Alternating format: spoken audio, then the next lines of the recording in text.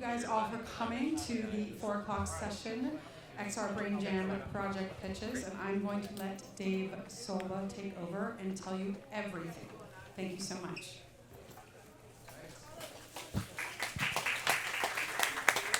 All right, we've got a lot to get through here today. So just to give you a sense of what we're doing, so over the weekend, we ran the 2019 XR Brain Jam. It's our 3rd annual Brain Jam. And this started, like I said, 3 years ago. And the idea was bringing developers and researchers together and sort of thinking about what could they make. So like, what questions are the researchers trying to answer? What are the developers? What's their specialties? What's their experience? And what happens when you bring them together? A big part of this isn't just like what they make, but what they do. So it's learning from each other, it's learning from experience, it's learning from these diversity of experiences. It's also learning just how to work together. A lot of this stuff is, if you're in a research field, how to get connected to developers. If you're a developer, how to get connected to research, and how to work together, how to sort of facilitate that. So that's the sort of core philosophy of what we're doing here. In the years past, this was actually focused on neuroscience. So we had researchers from the neuroscience space come and work with developers in the XR VR space. This year we opened it up, so we had researchers from a diversity of fields. We had a few neuroscientists in the group, but it was a broader space, and the core thing here is fundamentally research plus developers. What can they do, and what can we do with that, so the connections we make. This year, one of the fun things about XR is it requires hardware, so I just wanted to do a quick shout out to HP, Dell, Vive, and Oculus for supplying us with supplies, headsets, computers. Things like this don't run. Like, if you do a normal jam, you can just bring your laptop. But if you're working in VR, who is bringing the headset? Who's bringing the laptop that can run VR? It came from these guys. So we had 54 jammers, 9 teams total. This is a sort of a snapshot of some of the companies that were represented, some of the universities. And this is kind of what it looked like. Like I said, over the weekend, we had 2.5 days just up the street. It was really awesome. Like, food, just really good atmosphere. People trying things, people doing really cool stuff. And we had 9 really diverse, interesting projects come out of this. We had stuff about Parkinson's, mosquitoes, anxiety, about physics, attention, presence, grief, limb mobility, brain learning. So all this is centered around like how to use VR, but also like how it might be applied in research. And today we're going to run through 4 of these teams about what they tried, what they learned, and how the experience was. As part of this, we also brought in some experts. Like at the end of this whole thing, the teams shared their work with each other, but we also brought in some external experts. So we had Dr. David Miller from NIH, we had Dr. Joanne Tafidi, we had Courtney Harding, Justin Hendricks, and they came and brought some extra perspective. Like I said, one of the goals of this whole thing is to get people connected, and this is an extra level connection, getting some experts who have other perspectives, looking at what they're doing, and they also sort of brought some perspective, like highlighting some of these projects in terms of, like, this was especially good for research application, product potential, and XR innovation. And actually, this is a snapshot of what we'll be seeing. Some of these projects are what we will be presenting today. On top of all this, this is not really true at the moment since it's early today, but these projects were also demoing in the Immersive Arcade. So if you were around for that, you may have gotten to try some of these today and talk to the teams in person about what was going on. So with that, we've got a lot to get through. So I'm going to hand it off to the first team, and they're going to talk about what they did. Thanks. Yep. So as Dave was, you want to get the slides going? If you've done a game jam before, you get a prompt for what you're going to be making over the next couple of days. You know, Friday night, and in this case, it's whatever area of research the researcher with whom they're partnering you is working in.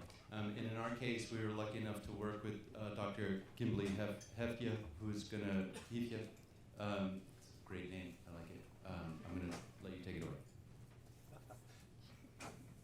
Great, and what do I just, okay. So our team created ASM VR, a tool to reduce teen anxiety using ASMR and virtual reality. Does everybody know what ASMR is? You'll find out soon enough here. Here's our team. We had a nice, big, large team, which is just awesome. Here's all of us.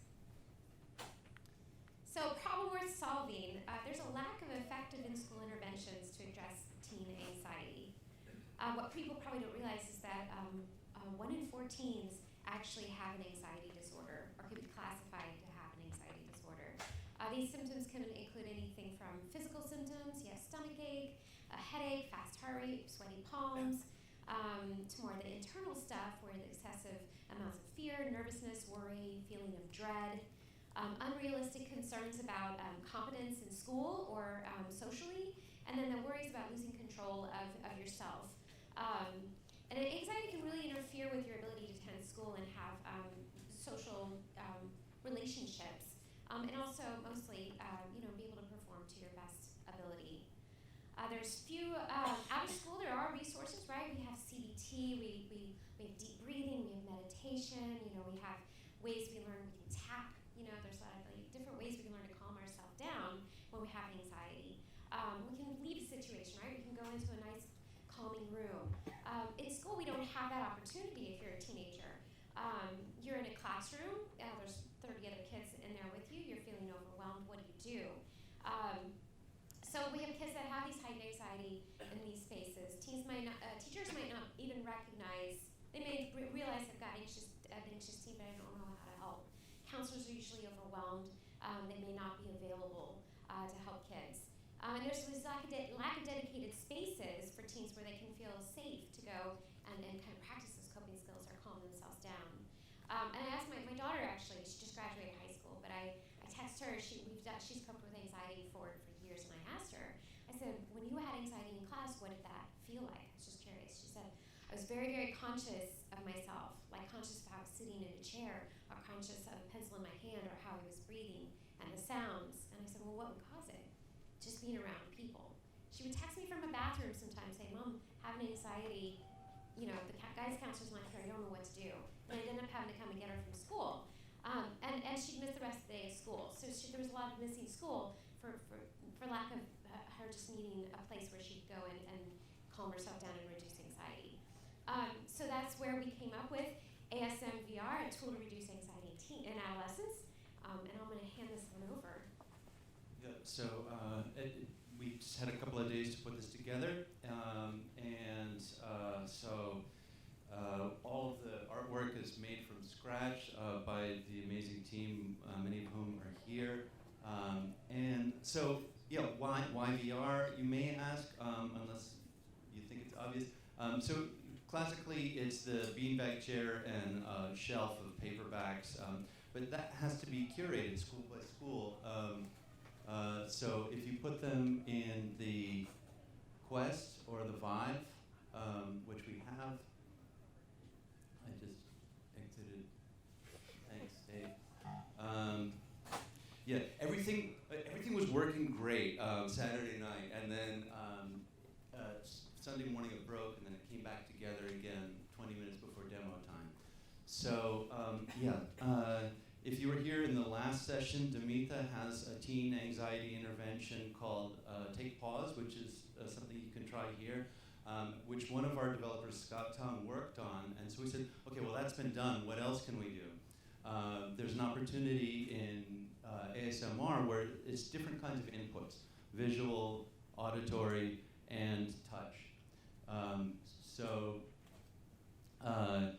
There are about 100 different objects, different kinds of stimuli that have been researched. We narrowed it down to about 20, and then the 6 that are in this experience are the ones that you can try if you get to demo it. Is the sound working? Sound is really important for this.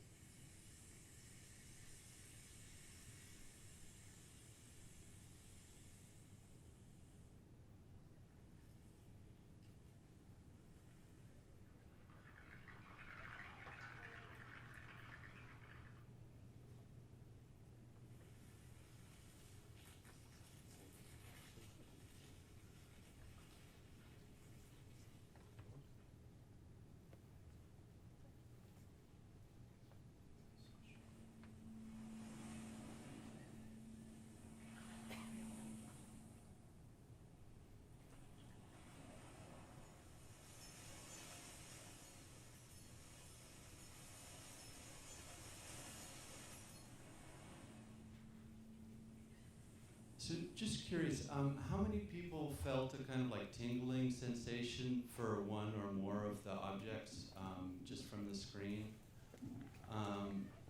Cool. Yeah. So there, if you go on YouTube, there's this whole sensation that's driving the interest in this area. And what we found so far is that it's about half the population who definitely has some kind of like hair-raising sensation at the top of the spine. But even for those who don't definitely feel that, they do get a sense of calm and relaxation with certain stimuli. Now, what's also interesting is that some that people like, other people don't like.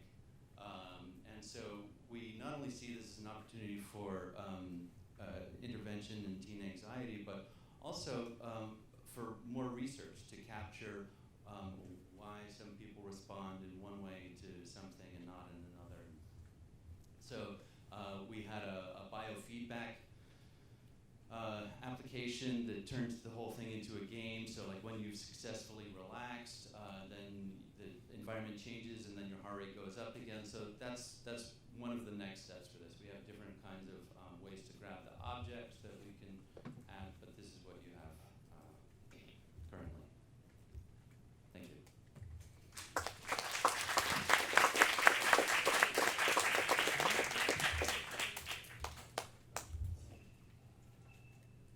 We'll run into team number 1.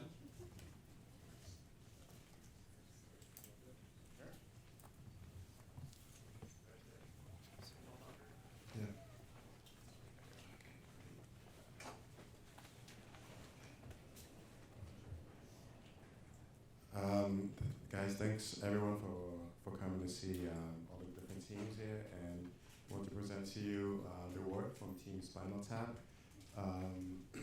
Just a big background on us. We're coming from the New York City area, from various studios. So John over here, and Rob, who is right there, Jose right there, and of course Alec. All come from the New York City area, and I'm coming from Neurostorm Studios. It's a company me and a few friends put together a few years ago. We're a neurotechnology company that focuses on how we could bring neuroscience and technology to people that have neurodegenerative diseases or just the population in general. So in particular with folks that are a bit older and have different sort of disabilities, we've been bringing technology to them for some time now. So here are a few Parkinson's patients that we work with. Quite a few of them really enjoy VR, as you could see over here. And in working with them, we've identified very specific problems they have, being able to use this technology that's very exciting to all of us. So just a bit of background on Parkinson's. About 10 million people worldwide have Parkinson's disease. In the United States, 50,000 new people are diagnosed every year. The disease is characterized by a tremor that moves around 5 hertz. And this presents a problem with using virtual reality, because you have a difficulty interacting in virtual environments if you can't keep a focus point in space. So we imagine a world where Parkinson's patients could enjoy all the wonderful things that we have in virtual reality. So to paint you a picture, literally imagine them being able to play tilt brush and being able to make fascinating drawings such as this that requires very smooth motor movements. So our project, we call it Good Vibrations. The idea is to cancel out the 5 hertz tremor, right? And the overall goal is to make patients feel as if they don't have Parkinson's, or take them back to that state that they had of normal functionality before they were diagnosed with Parkinson's. So to do that, we were able to capture data coming from the controllers, and John will take it from here. Yeah, so to cancel out the tremors that you get with Parkinson's, what we're able to do is record the position. Like the player has the hand, the patient would have the controller in their hand, and essentially we're then recording the position and the rotation of the hand every 15 times a second. And then we're averaging out that position and actually setting the visuals to that position. So even though their hand is shaking, they're seeing smooth motion over time that gives them the effect that they no longer are suffering from Parkinson's condition. So on the right, we can see that was recording that I did, and I'm shaking both of my hands together with that. And on the left, it's just one-to-one controller input to visuals, and then on the right, it is with our anti-shake on. And most of the shaking that you're seeing in the video is actually my head, because the headset wasn't on tight enough, so as I was furiously shaking both my hands, it's a headset. So it's actually much smoother than that. Yeah, so this smoothness you see, we call it tremor healing. And we sampling at about 3 times the speed of the tremors. So the result is that the patient, even though this is happening after the shake, to them is perceived as instantaneous. And we could really stress the system out pretty strongly. So here's Rob, I'm pretty sure it's Rob, moving the controllers pretty strongly, as you can see to the left. But you can see within game though, his hands are smooth. So it's as if he has Parkinson's and you could feel his hands shake, but in the game he doesn't see that.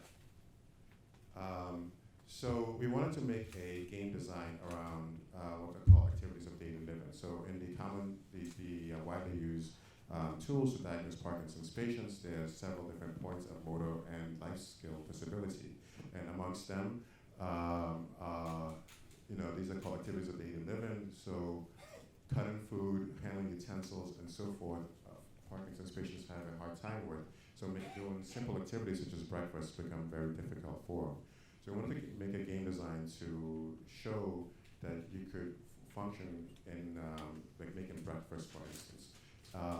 So here we have on the top is just a live recording of of Rob again, working to create toast. All of the digital objects you see here were made by us, a talented team that I was lucky with this year. And his hand is shaking right here, but you can see it's quite smooth, and he's able to navigate a piece of toast and put it onto into the toaster. So we find there's multiple uses for this technology that we are developing. So the first is virtual relief. So patients, have been living with years of disability, 5, 10 years of their hands constantly shaking. And we hope that for the first time since their diagnosis, or even before that, they experience a moment where they are not shaken, they don't have the tremors. Secondly, we believe that technology such as VR, AR should be available to everyone. And as it is right now, as I spoke earlier, Parkinson's patients, as well as other groups, so for instance, those with essential tremors, are unable to participate in this new boom of technology that we're all able to experience and enjoy. So another use is real-life robotics. So maybe you could take it on from here. Oh, sure. So with this, with these data, there are really infinite possibilities with what we can do. But by all means, if somebody can use these controllers to do smooth movement in a virtual environment, then we can take that data and inform any sort of robotic arm application. Number 4, therapy, right? Beyond just a moment of relief for Parkinson's patients, the hope is that performing these actions in a smooth and stable way in VR is a therapeutic exercise. And there's some research that's been done with other platforms that indicates that it's possible that this might have some long-term benefit for Parkinson's patients. So, of course, that's all in theory, but this opens up that possibility, which is interesting to us. Just to add one note to it. So this is a study that came out pretty recently in the Lancet, showed that treating folks, Parkinson's patients in late stage have a difficult time with gait, so they have difficulty walking, and oftentimes they fall. And in this study, they found that repeat exposure to virtual reality walking, where you have obstacles and so forth, results in patients being able to walk better and fall less. And most importantly, they stopped doing the virtual training at some point and then came back 6 months later and found that the gains that they had in mobility were still retained 6 months later. So we really do hope that technology could facilitate similar gains with hand movements. and you don't have to go to a physical therapist for gait training. You could do this at home. Right, Yes. the Quest is a bit more affordable than in-home physical therapy. Exactly. Right. Lastly, we figured, with this mechanic, why not reverse the mechanic? You all might have seen that the first dialogue that you see is, are you a Parkinson's patient, yes or no? And if you select no, then the game simulates that 5 hertz tremor on your controller avatars in the game, which makes it really difficult to perform the basic tasks that we've laid out. You all might have heard VR referred to as an empathy machine, and we did this with that in mind, right? That in theory, whereas a normal gamer might just sort of see the gamification of this moment, you might be more likely, having played this, to walk away with an impression, just a very small nugget of what it's like to have this experience. So it's a pleasure to provide that.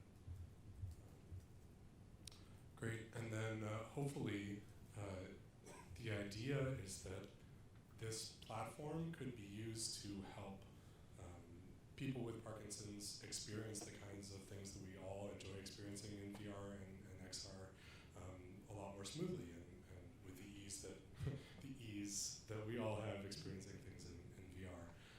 So once we've built out this platform, why not export it to other applications so that people can enjoy this at home who experience those symptoms. Cool. Thank you all so much. If you have questions about research, please let me know. Nothing else.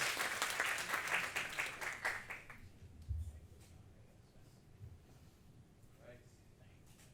Rolling.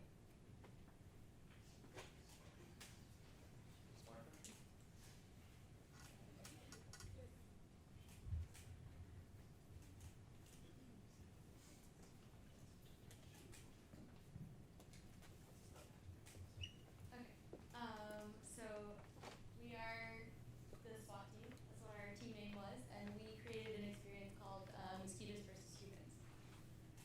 So I am a PhD student at Rockefeller University, and I study the sensory neurobiology of mosquitoes.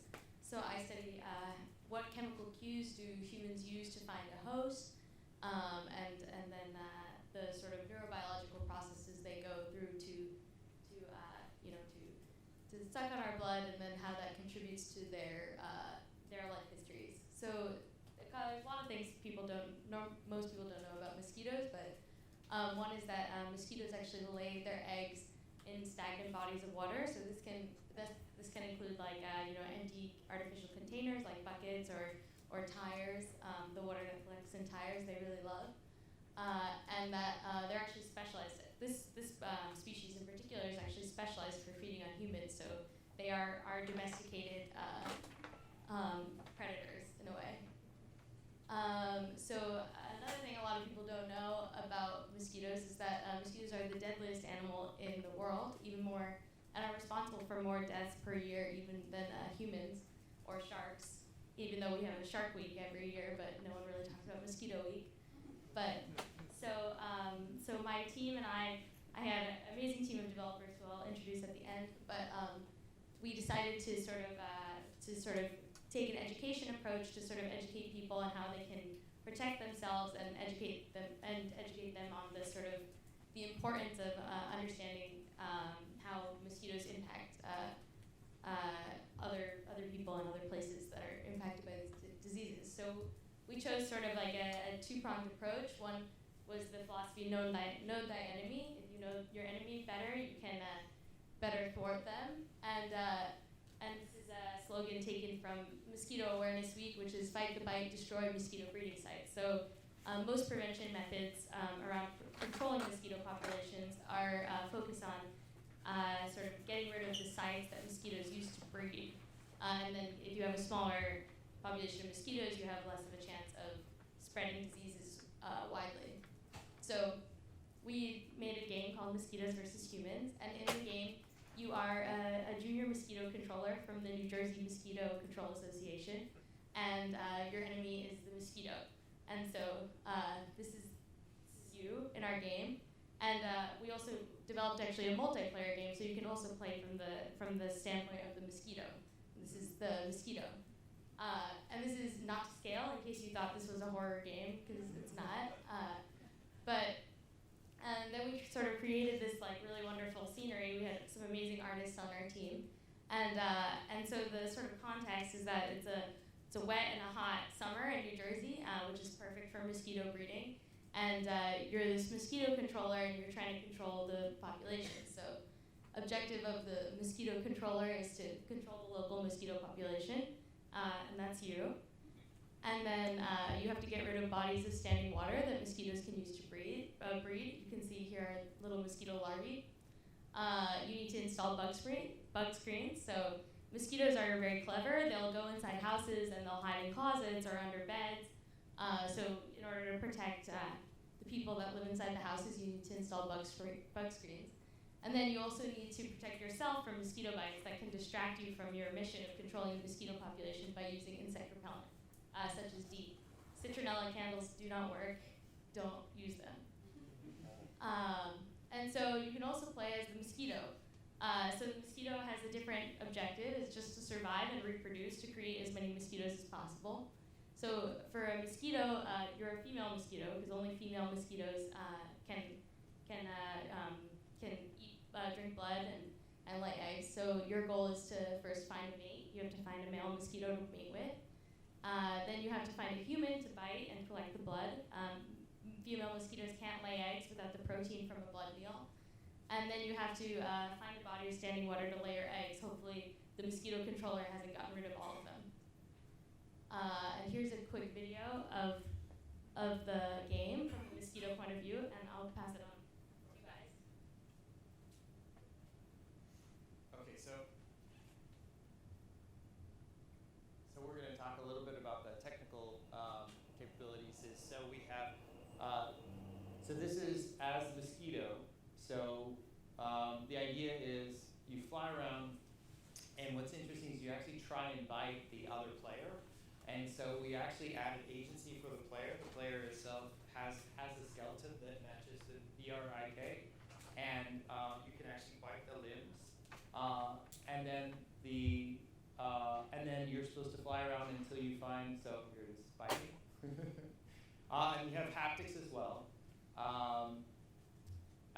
And this is a jam, so it was definitely work in progress. But the idea is, so this is a successful run of the mosquito, and distance. Yeah, so the developers, they created this whole flight mechanic and this multiplayer situation, which involved servers and sounded very complicated. So that was really amazing. And then moving forward. Second. Oops. Okay. So yeah, we made a pretty silly game, but it's really to highlight awareness around a very serious issue. So every 2 minutes, a child dies from an infected mosquito bite. This is primarily because of malaria. And so I'm sure a lot of people have been to regions where you're at risk for malaria. So if you're bit by malaria, is transmitted only through mosquitoes and causes a lot of deaths per year.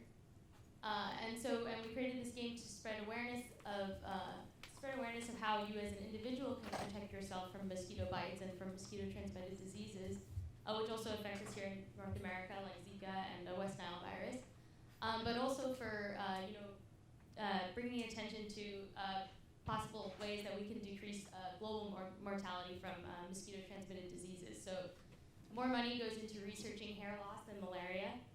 I don't know why. And so really international attention and funding for executing and researching mosquito prevention methods is really needed. So hopefully a lot of people play this game and have a lot of fun, but also think seriously about how mosquitoes are responsible for a lot of deaths. And so, wanted to thank the XR Brain Jam coordinators, volunteers, and judges really quick, as well as our fellow jammers. And this is, again, our team. Thank you.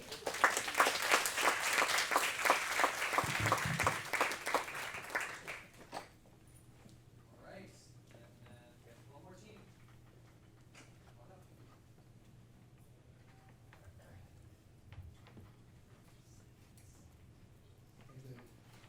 All right, thanks for sticking around. I'm the last one here. My name is Boss Rokers.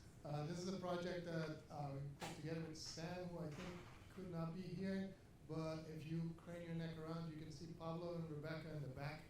They're waving their hands right now.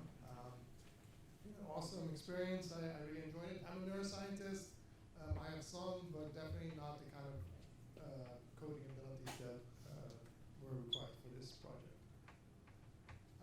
All right, so in neuroscience, there's a big data explosion.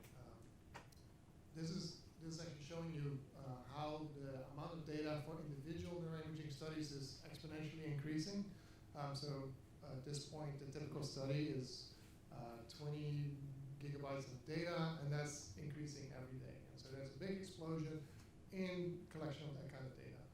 And this is for one study, but of course there's also many more studies that are being collected. And there's not enough manpower right now for actually doing the research. A lot of these data is being made open access, so it's publicly available. It's on the web as we speak, but there's not enough people. And so one thing that we wanted to do is, could we leverage VR to help education in neuroscience, to get a new generation of scientists started on the first steps towards becoming a neuroscience researcher.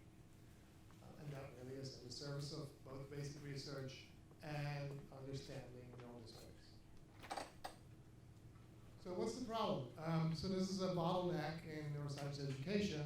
When you are taught about the brain structure and function, you are basically presented with a list of arbitrary names, and you're asked to then remember which structure corresponds to which name. And those names very rarely have anything to do with function. They're just what the area looked like to the anatomist that first discovered it. Teaching materials, as you know, is all textbook-based, so they're going to be 2D views of a inherently 3D structure. And so you lose a lot of the spatial relationships that are kind of integral in understanding neural disorders that arise as a consequence of that. And so the structure that you have to learn about frequently obscures its function. And so what we figured is that VR is a really nice method to try and tackle some of these issues. So we wanted to build a VR experience that is physical, so we could leverage the innate ability for navigation-based learning. So you're actually moving around, physically moving around the brain, which really is the way that people learn best, right? So there's all techniques like the memory palace, if you have to give a talk where you just remember going through a sequence of rooms. This is just the way people learn, like spatial relationships. We wanted to gamify it so that you're actually learning this without much effort. You are trying to achieve a high score, but as you go, you actually learn something about the structure and function of the brain. And we wanted it to be multi-user because we suspect that competition and collaboration will facilitate learning. This is a big list of things, and it was quite ambitious to try and see if we could make this work. All right, so what did we build? We took a brain scan from actually an undergraduate student in my lab who gave us permission to use that. And based on that scan, this is an MRI scan, we extracted this individual's cortical surface. So this is real data that you're going to see that forms the basis of this. Or this is inspired by real data. And then we covered the tracks. All right, then we wanted to have a physical experience, which in this case we had a climbing mechanic. So you're actually climbing through the brain as you go, and you're trying to get to particular structures that are being called out by the game host. So we'll say, go to the location where visual input first arrives. And so then you have to climb to that location. And we implemented cooperative multiplayer because we really wanted to give you a sense of there's a sequence of stages through which signals have to travel in order to get to the destination. So teams needed to send these signals along the appropriate sensory pathways. For example, relay a visual signal from the eyes retina, the first place that the signal gets into something that's brain-like. Then travel through the thalamus and get the visual cortex. All right, so this is what it looks like. And I think it's always funny showing pictures like this to try and tell you something about how VR works is like the exact opposite of what you want to do, right? If I showed you the same thing in VR, it would have depth to it. And you're like, oh, this spaghetti-like structure over here actually has some sort of ordering to it that's completely lost over here. If you haven't looked at many brains before, I think this just looks like stuff. It's not that good. Now it's going to get worse when I show you videos of it because now everything is just like on top of each other. experience, it will make more sense. But here is an example of one of our coders climbing through the brain. And what this person is trying to do is trying to get to the yellow platform that's highlighted, which in this case is where the retina is, right? So that is where a visual signal would first be transformed into an action potential, and then will start its journey through different parts of the brain. Once the person climbs to that location, that platform will change its color, and the next platform will be highlighted. And in the meantime, the second player is already on their way to that next stage in order to make sure that these action potential can travel from one place to another. All right, so that's the educational experience. Of course, it's always fun also to see what it looks like from the outside, because that's hilarious. So these are 3 people playing at the same time. They're in the same brain, trying to orient, and they can see each other in that space, and they're clearly not aware of what they look like outside of that space. So in addition to learning something, we also had a lot of fun doing this. All right. So I really think what we did could not have happened with the complementary expertise that we've seen in this team. I was really pleasantly surprised. This is the first time that I'm doing this, but I'm strongly thinking about doing it again. We had significant crunch trying to integrate the various components. 1 hour before we had to do tools down, we weren't sure it was going to happen, but it all worked out. And then, of course, we're you next with this. So in addition to coming up with some product of this brain relay experience, of course, you could easily also imagine that this would be a useful tool to provide access to sites or learn about sites that you can't traditionally get to. And you can think of ancient ruins, seeing them in their original state, outer space, which is also a place that's pretty hard to get to, or something that's at a much smaller scale, plasma molecules. And that's all I got. Thank you for your attention, and I think we're happy to take questions for any of the teams. All right, thank you. Thank you. Yeah, I guess you had a little slide about the team. So obviously none of this was built as a solo experience. And to that point, I think I want to thank all the jammers for participating. I think it was a really great experience. We had a great time putting it on. We're going to... Yes, you're welcome. We want to run this again next year. If you're interested, sign up to be notified. This is a really cool experience. We love the atmosphere here at Games Change about bringing these sides together. Like I said, our goal is to make this about bringing research, bringing developers, but it's about bringing people and ideas together. Nice little perks. You attend the jam where you sort of get to the festival as part of that, and be part of this whole community. So it's a lot of this community building is a big, exciting thing. So sign up, tell your friends.